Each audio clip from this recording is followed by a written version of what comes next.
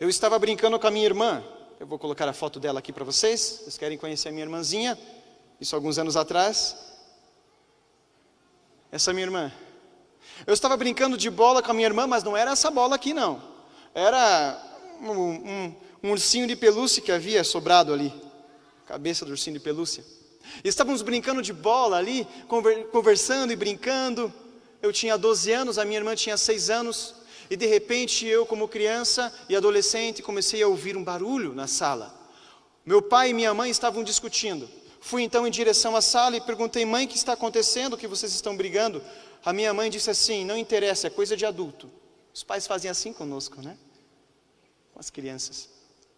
Eu então disse para minha mãe: mas eu quero saber, eu sou filho de vocês. A minha mãe disse assim: você quer saber, filho? Então vem aqui. Vem aqui. Sente. Filho, a partir de hoje, o teu pai não vai mais morar conosco. O seu pai está nos traindo e eu não suporto mais as traições dele. A partir de hoje, o seu pai vai embora.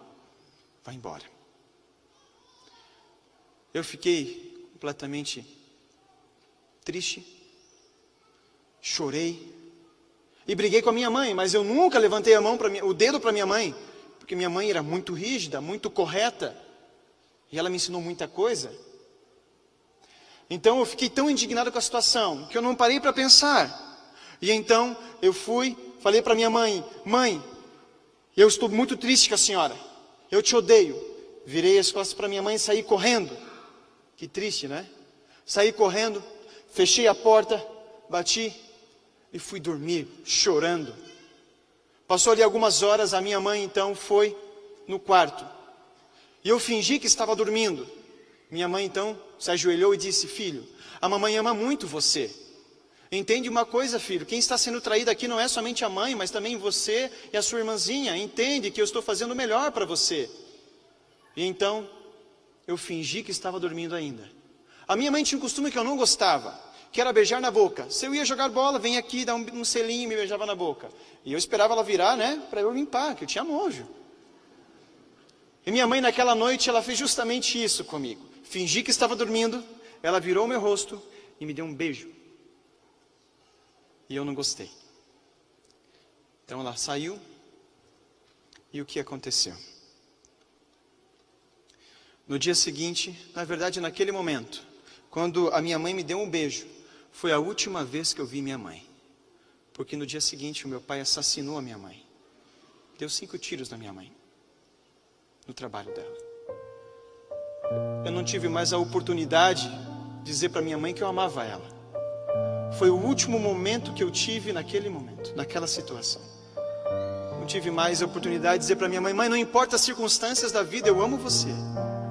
Mas eu não disse isso para ela. Jovens, adultos e crianças, valorizem os pais de vocês. Porque pode ser que o amanhã não venha. Eu não tive essa oportunidade. Quão bom se eu tivesse, eu sei que terei essa oportunidade, porque em breve a minha mãe vai ressuscitar dentre os mortos.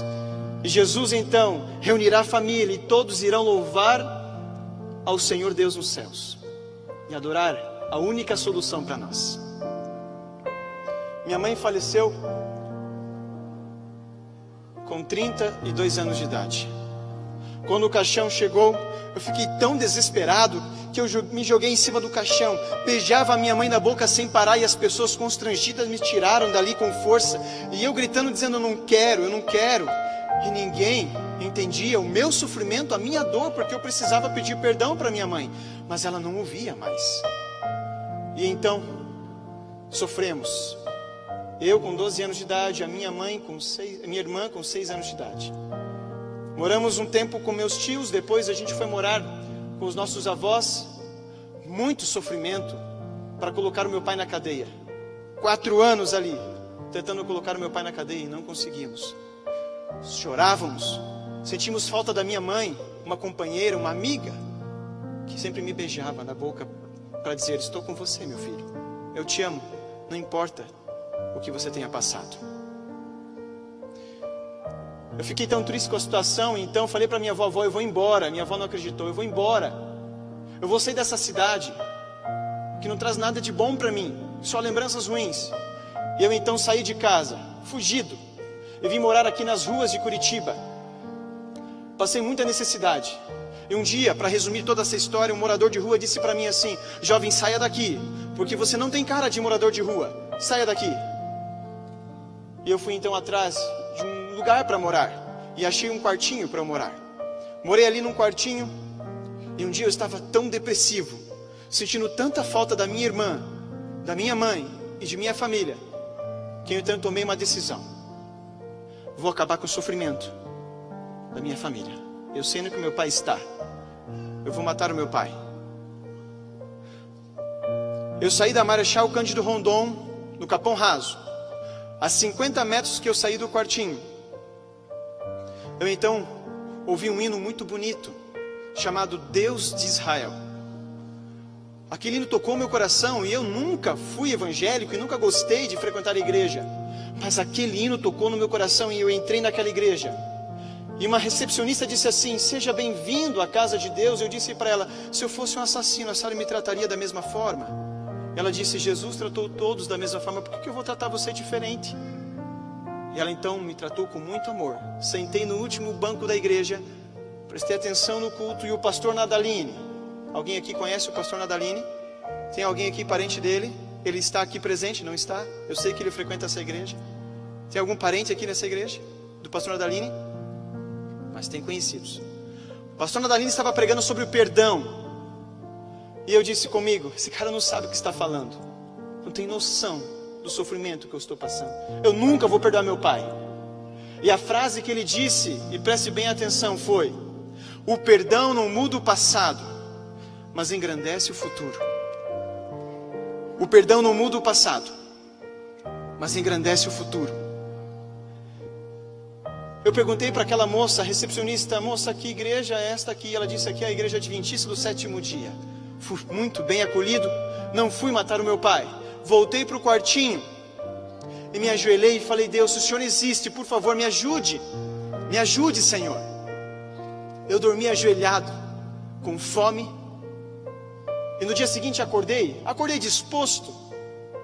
Saí do quartinho para conseguir um trabalho, e quando eu saí, eu encontro o vizinho trocando a telha da casa, e eu me ofereci: moço, eu cobro 10 para jogar essas telhas velhas dentro da caçamba. Ele: vem aqui. Me deu comida e me deu um dinheirinho. Ele me pagou R$80, muito dinheiro para mim. Tirei a barriga da miséria. Fui no Big, na Marechal Cândido Rondon, ali perto. Comprei bolacha, salgadinho, coisa de jovem, né? Comi um monte. Eu falei: Deus existe, Ele está atendendo a minha necessidade. No sábado comecei para a igreja. E fui muito bem acolhido pela igreja. Muito bem acolhido por uns jovens que me convidaram para jogar futebol.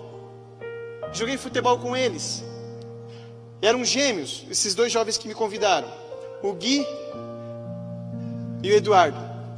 E eu então, eles disseram assim: ó, depois do pôr do sol, nós vamos jogar um futebol na Bosch. Tô dentro. Onde você mora? Eu tinha vergonha de mostrar onde eu morava. Então tinha um sobrado na frente daquele senhor que estava trocando a telha. Eu falei: eu moro naquela casa lá. Nossa, mora bem, hein? Eu moro lá. Às 19 horas nós vamos passar na frente da sua casa. Eu falei: tudo bem. Eu duvidei. Eu não acreditava mais em pessoas. Eu duvidei. E então eles foram lá. David! Não pode ser. Será que são eles? Eu falei: bom, se eu não for, o pessoal do quartinho vai falar que eu moro aqui. Vou passar uma vergonha. Então é melhor eu ir e falar: não, vocês entenderam errado, era aqui. E eu então fui lá. Fui jogar bola. Fiz amizade com aqueles jovens que me amaram. Eram a minha família. Comecei a frequentar a igreja. Comecei a fazer amizades ali com uma família especial, a família Marcondes. Eles me acolheram tanto, com tanto amor, que houve um momento da vida deles que o meu melhor amigo, ele morreu, descansou, e era membro da igreja. A mãe dele se encontra aqui. Eu não vou mostrar as fotos para não emocionar mais ela. Mas esse menino era tão bom, tão querido, que nós ali brincávamos e nos divertíamos. Ele foi atropelado e descansou no Senhor. E está esperando agora Jesus voltar. Aquela família enlutada, depois de alguns meses, foram no meu quartinho. E a mãe desse menino a mesma recepcionista que me tratou muito bem, disse assim, foi no meu quarto com a família, com toda a família no meu quartinho, e ela disse assim: eu não substituo a mãe que você teve, e muito menos você substitui o filho que eu tive, mas creio que um pode ajudar o outro. Você quer vir morar com a gente? Você vai comer a comida que o João comia, vai dormir na cama que o João dormia, e nós vamos adotar você, e você será o nosso filho. E eu fui adotado por uma família adventista. Desculpa. Gostaria que minha mãe, a pessoa que me adotou, se colocasse em pé, uma salva de palmas para a honra e glória de Deus.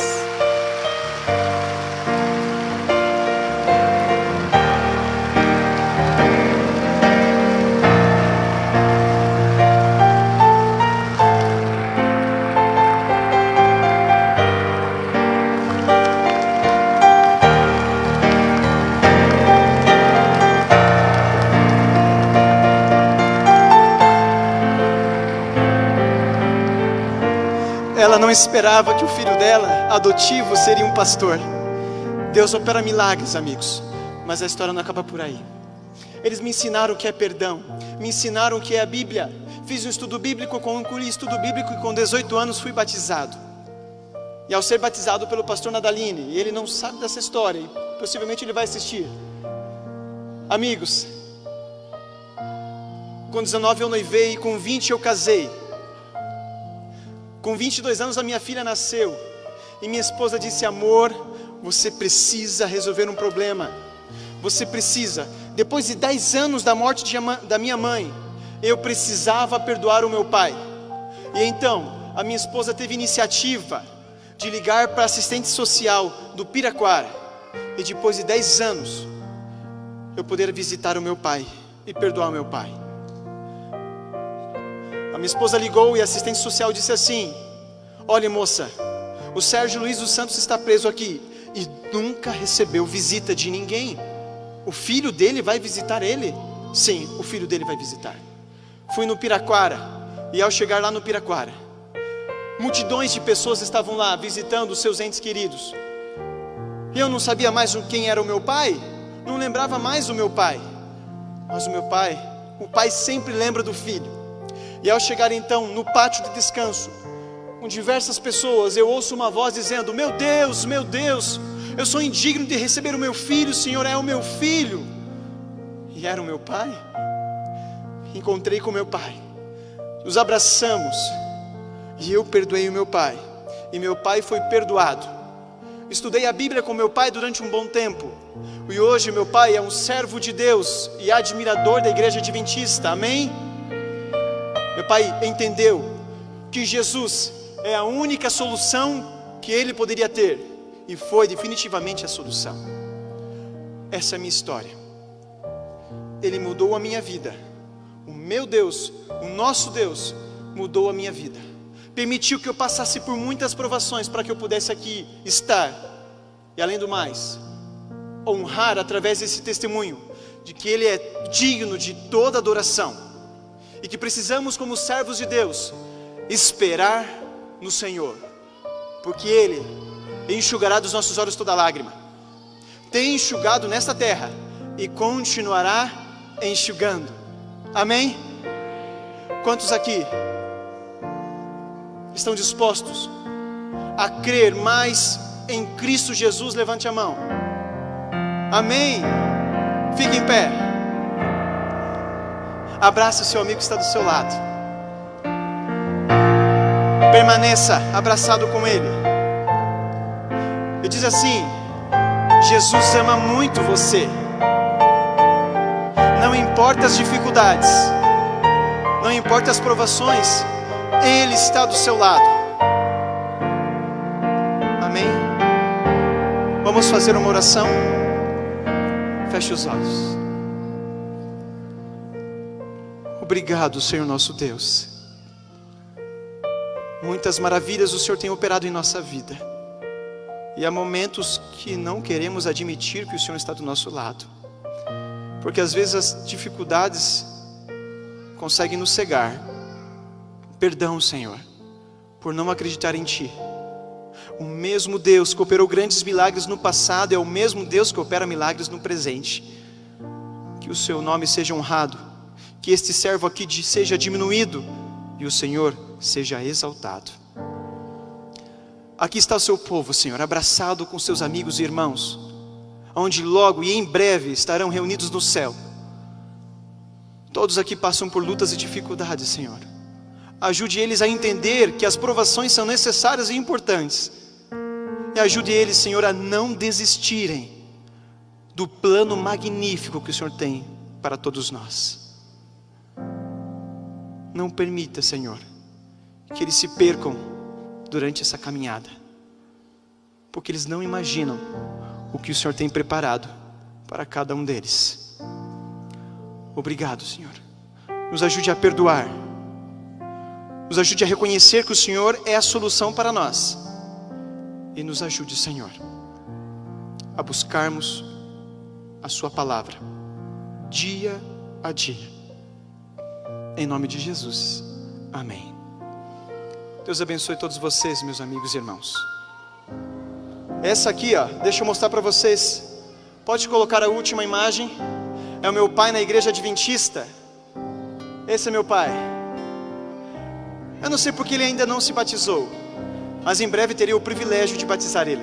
Amém? Mas ele guarda o sábado, ele respeita o que está na Bíblia e os princípios da igreja. Esse é um homem transformado, como você. Amém.